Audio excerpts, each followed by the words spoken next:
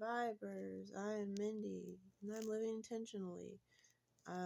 I've had COVID-19 Omicron variant for 2 weeks, so probably look awful, and I'm like facing the bright window, so I don't even know if I'm in the screen, but like I was starting to feel better yesterday, and I maybe overdid it a little bit, but I'm not here to talk about my COVID-19 Omicron variant. I mean, for some reason today, I'm just like very aware, very focused on my past, and that I was,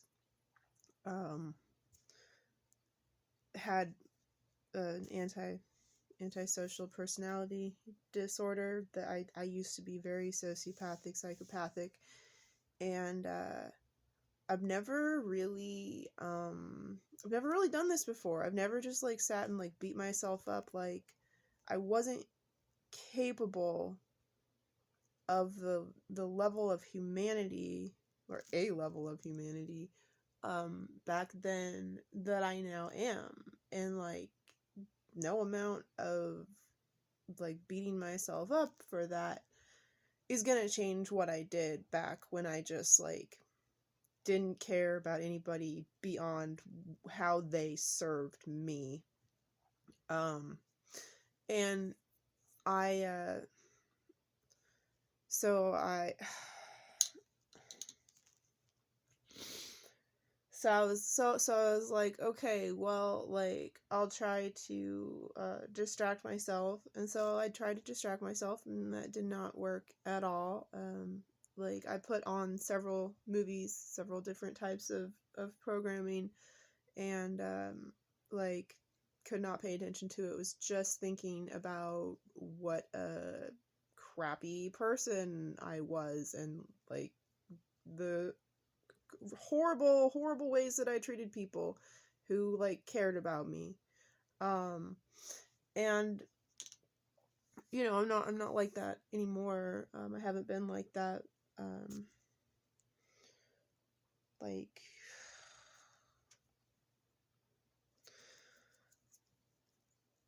so this stuff is all like deep in the past, like I'm not even thinking about just like shitty things that I did, like when I was, cause like taking oxycodone or any antipsychotics like puts me back in that sociopathic, psychopathic state. And I've done more recent things. I'm not thinking about that at all. Like none of that trauma, none of that big pharma stuff, and just like really focused on like, wow, I was a terrible sister. I was a terrible big sister. And I'm just like suddenly aware of like all of these ways that if I was there now, like I would have done things so differently, man, like so differently. But I wasn't there. Like, who I am, like a loving, love and light person, like feeling human being, like that's not who I was. So I can't, and it's like, man, like, well, how is this serving me to just like feel guilty? Like, guilt doesn't serve anything. Like, so why am I being transported in my past? Why is reality, the universe, or God, thrusting this awareness upon me? Why have I chosen to be aware of this? How is this serving my highest self, my greatest good? And so I was like, all right, well, I tried to avoid it. I'm gonna look at it like straight on. Like, I'm gonna look it in the eye. So I went to YouTube, and I looked for just anything about like recovering from sociopathy, psychopathy, and like couldn't find anything about that. But I did find this one video that they did studies of brain reactions, neural imaging to punishment, reward, stimuli, and the sociopathic, psychopathic, the psychopath brain like didn't process that in the same way. Like like when a normal person like experiences like a punishment, like there's a lot of neural activity, a psychopath does. It's just like meh. and and I was like, yeah, this is all very like very accurate. And then it clicked. And actually, like, is when I went to the bathroom, actually. I was in the bathroom and washing my hands, and I was like, wait a minute. If I don't have an appropriate response to punishing consequences of my actions, like, oh my goodness, this could be key. This could be key to why I, like, frivolously, recklessly, I don't know what you want to call it, but like, I'm a person with chronic invisible illnesses. I have chronic pain, I have nerve damage, I have chronic Lyme disease, I have endometriosis, and like, I'm a spoonie, and I just like throw spoons away. Like, I cannot seem to get it that my punishment for my behavior, and we're talking behavior, the behavior that I'm talking about is like doing my dishes, cleaning my home, taking a shower. Like, I need to abstain from movement. And so I'm thinking that like this could be why that has been such a challenge for me. It's like it isn't the pain, the excruciating pain that I put myself in, the fact that I have to take medications that I hate the way they make me feel, and I haven't had oxycodone since June 2020. I'm talking about Delta 8, the legal medical marijuana, similar. It's illegal marijuana is Delta 9, legal marijuana is Delta 8, still gets you high, still messes you up, still puts me into a state of withdrawal and recovery, but nowhere near as severe as oxycodone, like nowhere near as severe as that. And so now I'm like, oh, okay. I did need to look at that. I did need to look at the fact of my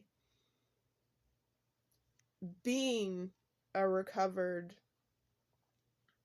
sociopath, psychopath, and now I understand like how that could be affecting my ability to live my best life here now. So it's like, I don't know, it's just like, oh, okay, like I get it. Like, I went back in the past and I got like this pitfall, like the enemy, if you will, like seized upon me. But really, my consciousness was just trying to bring to my awareness that the fact of my brain being wired differently is relevant, is currently relevant. Like I think that that's still in play, that like I don't feel like negative consequences like don't really bother me. And it's weird, and it's been weird, and it's been like a crazy person type of thing that I've been doing, where it's like I'll just be like, oh, well, I feel good enough to do it right now, and like, well, maybe it'll put me in pain, but maybe it won't. I believe that I've experienced the last day of my suffering. I'm never gonna hurt like that again. Jesus has delivered me. Like I'll get into that, and carry through with the behavior that puts me in excruciating pain. But like, I keep repeating those mistakes, and it's like, okay, so actually, like, maybe the more I can learn about sociopathic psychopathic brain, like, the better I will be equipped to deal with my disability pain journey. Even though, like, mentally, emotionally, I you know, I mean, I count myself as recovered from that. If you've ever spent time with me, like, yeah, like, she's a little bit off, like, some of the stuff that she says, and, like, if she talks about her past, like, it's like, dude. But if, like, you spend time with me, like, either I'm a recovered sociopath, psychopath, or I'm the greatest actress that ever existed. So, like, it is sincere. One of the other things that happened, like, when I was thinking about this, I started to have, like, serious self-doubts. That's so funny. I looked at the time and, like, exactly saw 11:11. The only time I've looked at the clock since I've been making this video. Of course. What was I saying? See, that's a distraction. Can't spell distraction without cat. I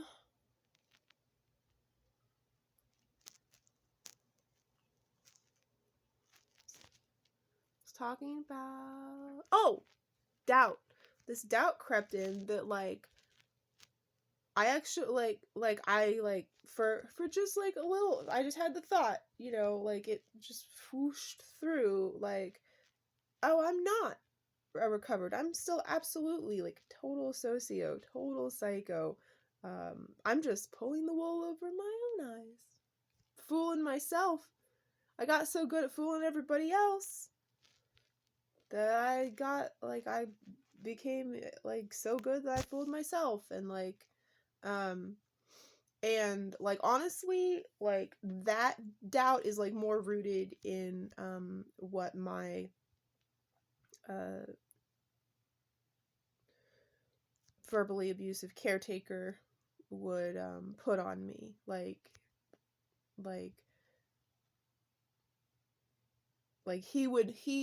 He would get triggered, and what he would say is that, like, you think you're not evil anymore, but you are. Like, you're just as evil as you always were, and evil's all you're ever gonna be. Like, there's no way for you to not be evil. Like, you're just deluding yourself into thinking that you're not evil anymore, but you are evil, Mindy. And yeah, so, like, that's, like, like, I recognize, like, where that's probably coming from. And, like, and ultimately, like, it doesn't matter if I am either, because, like, if I'm evil, like, and oblivious to it, like, what is that even doing? Like,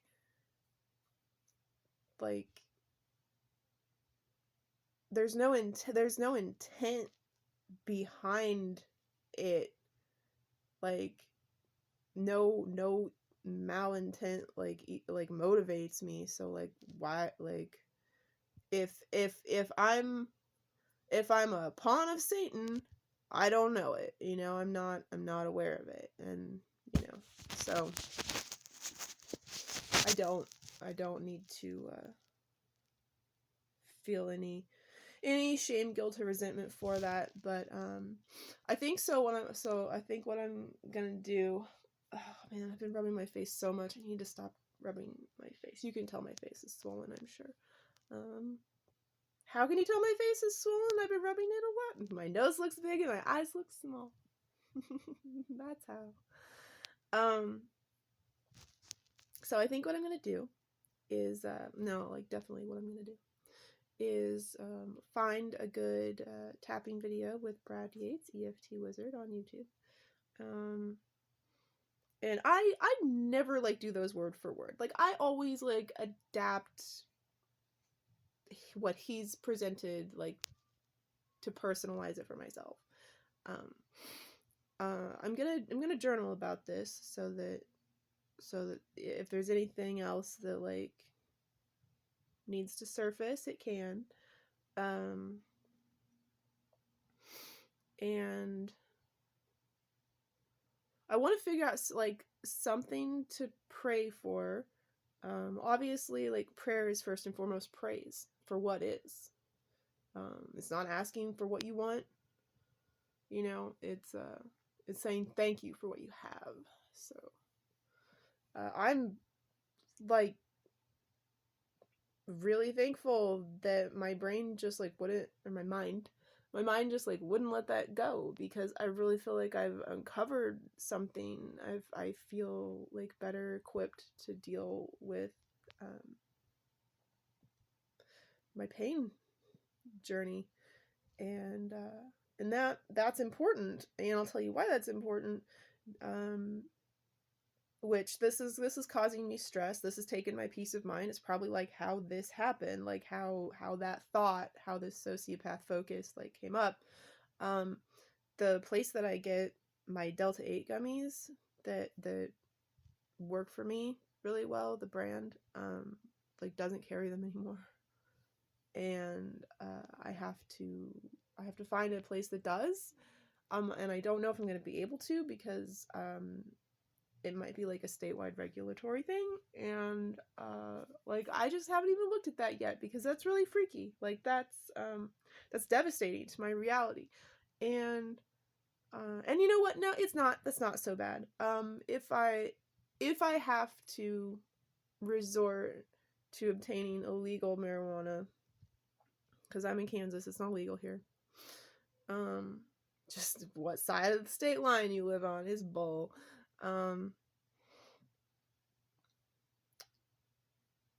Then the consequence of that is I will have to be in diapers 24/7 again, and like I would rather be in diapers 24/7 than take oxycodone ever again. So it's not like my desired outcome. Like ideally, I find my brand, or I find another brand of Delta 8 that is available to me, and but you know what, either way I'll be okay, because I have this miraculous medicine in marijuana, and I don't know why regular marijuana, either eating it or smoking it, Delta 9 causes me to lose control of my bladder entirely. But that's what it does. And you know, there's a whole lot of things we don't understand about what my body is doing and how my body reacts to things, because of nerve damage. You know, like part of my nerve damage is that my hands, especially everything on the right side of my body, nerve damage is worst on the right side of my body. Using my hands like to the extent that they would perspire, like my hands do not know how to perspire at all. It's not possible anymore. So they swell and blister instead. So I can't overuse my hands.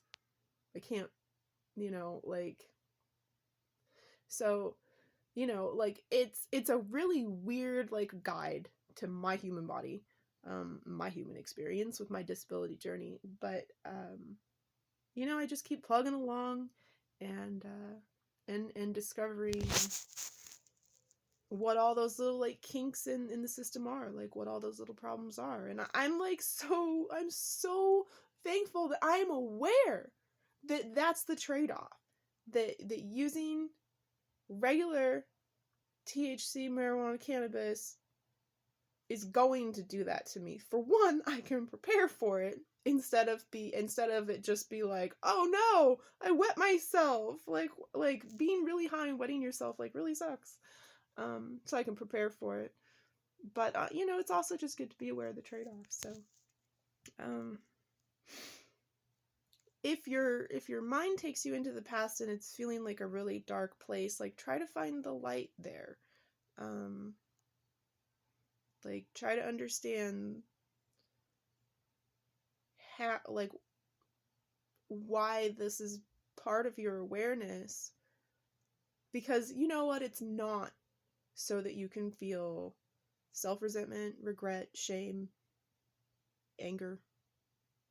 That doesn't serve you. So yeah, I hope this has been helpful, informative. I don't know if there's anybody watching that like is just a total sociopsychopath, but like I used to be, and like it was quite a bit of work. It continues to be quite a bit of work, because I just like feel at odds with the world, and feel you know, I still have like bouts of just rage. just rage, and I still have the awareness of all the things that me in my past would be doing, thinking, planning, scheming, you know. I still see all of those roads, all of those paths that I could get off of my path and be, you know. But yeah, so it's not like it stops being a struggle. Like I just want you to know that like it, like I'm not like that anymore. I do not engage in that behavior. I do not indulge in that behavior. And I have a depth of emotion that I had no idea that I would ever be capable of. And it's honestly like hard to deal with and hard to process. Like even just like feeling like attraction to objectively attractive humans, that like age appropriate attractive humans, is just like, it's just bizarre that I have such like normal responses to external stimuli in society and stuff. So yeah, but thank you for watching. If you dig my vibe, subscribe. Love and light. Bye bye.